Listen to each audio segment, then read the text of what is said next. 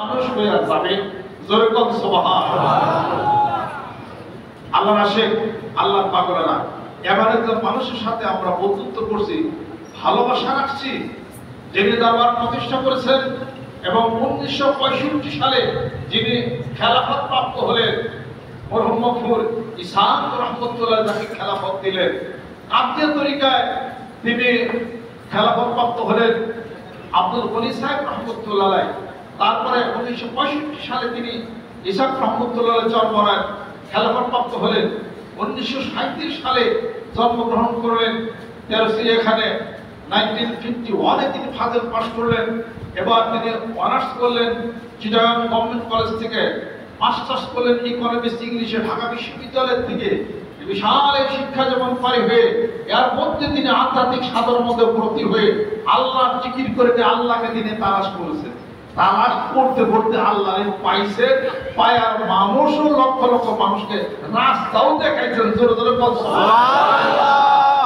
আজকে তাই সাধনা নিশ্চিত এবং জীবনের ঘাম ঝরানো পয়সা এবং টাকা দিয়া বিশাল দরবার সেরে প্রতিষ্ঠার হিসাবপত্র জমনে আজকে লক্ষ লক্ষ আল্লাহর আসে, আল্লাহর পাগলেরা সেই আলোর অর্জনে আসতেছে। আগামী দিন সেই আমাদের দোয়ার মাহফিল, আজকের শব্দদের মাহফিল এবং আগামী ডিসেম্বর মাসে বিশ্বস্তর মধ্য দিয়া শরীয়ত, তরিকত, হাকিকত, মারিফত, জানা, মানা, পূজা, রূহের জগতে, আত্মার জগতের প্রচন্ড গতি ফিরানোর জন্য আমার পিতার রেখে যাওয়া কিছু সম্পত্তি তিনি বহু পূর্ব পরিকল্পনা নিয়েই তিনি পটলের চকে রাখছিলেন। আমরা না করছিলাম, ওখানে রাখেন কেন? আব্বা বলছিলেন যে বুঝবি না, পরে বুঝবি, অহন বুঝি। সুবহানাল্লাহ। এখন বুঝি। সেইগুলো রেখে যায়। বলছিলেন এখানে মাসিক মাহফিল হবে, ওখানে বার্ষিক মাহফিল হবে, 10 গুণ বাড়বে, অর্থাৎ এটাই হলো বিশ্বস্ততা। জোরে বল সুবহানাল্লাহ। বিশ্বনবী মুহাম্মদ মুস্তাফা সাল্লাল্লাহু আলাইহি সাল্লামের জীবন কর্ম, জীবন দর্শন, জীবন শৈলী, তার আচার, তার ব্যবহার, তার সমস্ত কিছু উদারনীতি মানিকগঞ্জ দরবার শরীফের নেতৃত্বে 56,000 বর্গ মাইলের মধ্যে যে প্রচন্ড গতি চলছে, এই গতি নিয়ে 5 কোটি মানুষের টার্গেটটা মাঠে ময়দানে নামছে ইনশাআল্লাহ। যে যার খো, যার ধাক্কা আশেপাশে প্রতিবেশী রাষ্ট্রে সব জায়গাতে হবে অদূর ভবিষ্যতে। জোরে জোরে বল সুবহানাল্লাহ। আল্লাহ পাক আমাদেরকে যেন কবুল করে নেন। আল্লাহ পাক যেন রহমত, বরকত আল্লাহ পাক যেন নাযিল করে নেন। যাদের পিতামাতা ইন্তেকাল করেছেন, আজকে মনে রাখবেন আপনারা আসছেন না এখানে, আপনাদের সাথে রুহুগুলো আছে।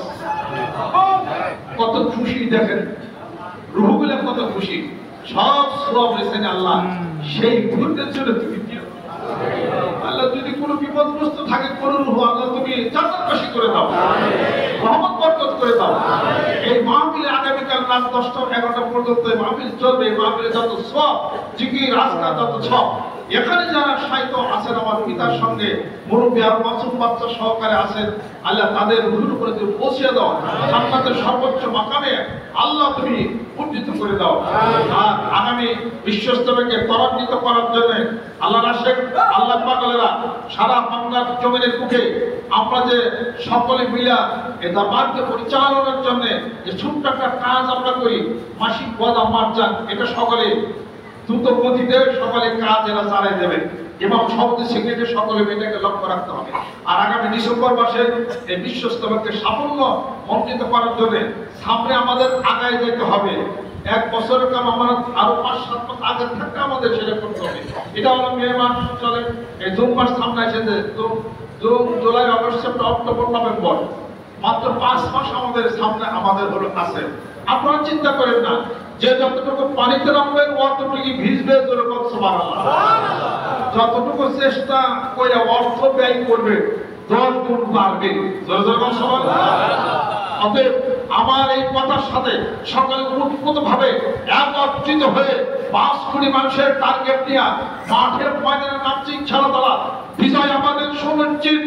আমার মুর্শিদের বলিষ্ঠ নেতৃত্বে টেকনাফ থেকে তেতুলিয়া পর্যন্ত প্রত্যেকটা গ্রামে গঞ্জে, প্রত্যেকটা মহল্লায় জিকিরের দুর্গ গড়ে তুলতে হবে।